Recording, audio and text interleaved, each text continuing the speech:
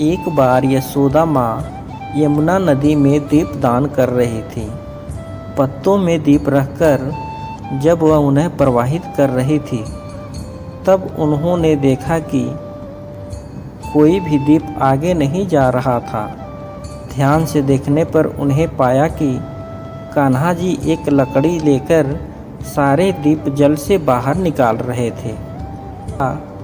यशोदा माँ ने कान्हा से पूछा, लल्ला, तुम ये क्या कर रहे हो? कान्हा जी ने कहा, मैया, यह सब डूब रहे थे, इस कारण मैं इन्हें बचा रहा हूँ। कान्हा का उत्तर सुनकर यशोदा मैया हंसने लगी और बोली, लल्ला, तुम किस किस को बचाओगे? यह सुनकर कान्हा जी ने बहुत ही सुंदर जवाब दिया, मैया, मैंने सबका ठेका नहीं लिया हूँ, लेकिन जो मेरी ओर आएंगे मैं उन्हें अवश्य बचाऊंगा। इसलिए हमें सदैव प्रभु का ध्यान करना चाहिए और उनकी शरण में रहना चाहिए। और प्रेम से कहो, राधे राधे। एक बार प्यारी लाडली श्री राधा रानी ने प्यारे श्याम सुंदर से बोली, प्यारे, आज हमारे मन में आपकी मुरली बजाने की इच्छा हो रही है। श्याम सुंदर बोले, प्यारे, यह मुरली आपसे नहीं बजेगी। श्री राधा रानी, क्यों, क्या मुझे बजाना नहीं आता? श्याम सुंदर, नहीं प्यारी, आप तो 64 गुणों से परिपूर्ण हैं, पर यह मुरली आपसे नहीं बजेगी। राधा रानी श्याम सुंदर से मुरली लेकर बजाने लगी। उसमें हवा भरी, पर वह नहीं बज रही थी। तो राधा रानी बोली, प्यारे, अवश्य तुम कोई जादूगरी कर रहे हो। इतने में ललिता सखी आ गई। ललिता ने कहा, हे स्वामिनी, यह मुरली आपसे नहीं बजेगी। श्री राधा रानी बोली, ललिते, तू भी श्याम सुंदर से मिली हुई है। ललिता बोली, प्यारी, आप इस मुरली में क्या नाम भर रही हैं? श्री राधा बोली, कृष्ण नाम। ललिता, तभी तो प्यारी, यह मुरली कृष्ण नाम से नहीं बजेगी, यह केवल आपके नाम की अनन्य है। श्याम सुंदर इस पर आपके ही गुणगान करते हैं। आप राधे नाम बजाइए, तब बजेगी। तब श्री राधा जी मुरली में राधे नाम बजाई, तब मुरली बजने लगी। प्यारी श्री राधा रानी प्यारे श्याम सुंदर के अनन्य प्रेम में प्रसन्न होकर उन्हें कंठ से लगा लिया। और प्रेम से कहो, राधे राधे।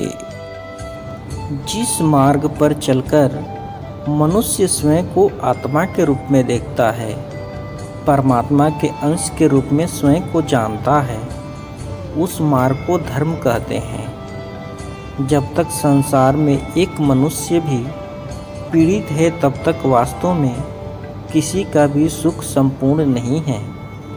यह जानने पर मनुष्य का मन करुणा से भर जाए, उसे धर्म कहते हैं। जब किसी पर तमस गुण छाया होता है, तो वह दूसरों के प्रति कठोर, निर्दयी और स्वार्थी हो जाता है। अपने माने हुए सुख के लिए दूसरे को दुख देता है।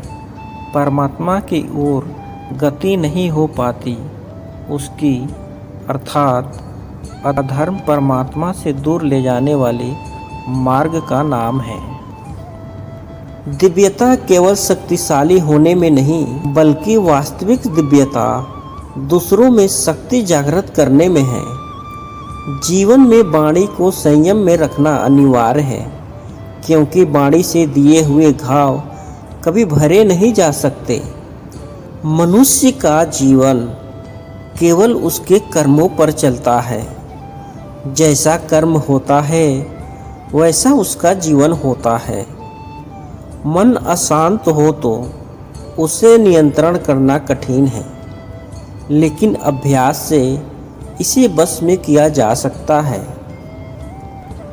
जब हम स्वयं जीवन के शिल्पकार हैं, तो चलो हम अपनी मुश्किलों को हराते हैं, जीवन में मुस्कुराते हैं।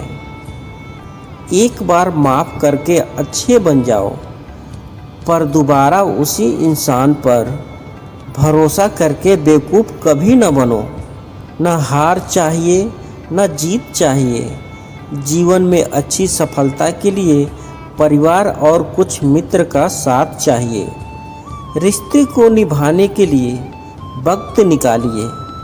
कहीं ऐसा ना हो जब आपके पास वक्त हो तो रिश्ता ही ना बचे।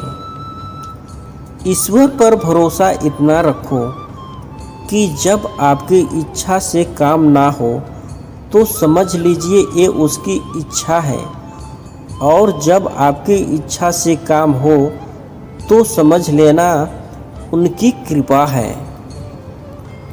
जो मन शुद्ध और बैर भाव से मुक्त होता है, विपत्ति उसे किसी का साथ ना भी प्राप्त हो तो ईश्वर के साथ की शक्ति किसी न किसी रूप में उसके साथ होती है।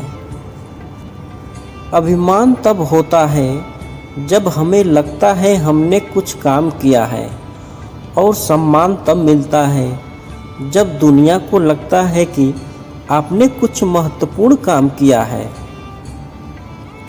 बहुत मेहनत के बाद भी यदि परिणाम नहीं मिल रहा तो ये मत सोचिए कि मेरा किस्मत खराब है। थोड़ा इंतज़ार कीजिए और मेहनत जारी रखिए, क्योंकि मौसम आने पर ही पेड़ों पर फल लगते हैं, ना कि हमारे हड़बड़ाने से। और प्रेम से कहो राधे राधे।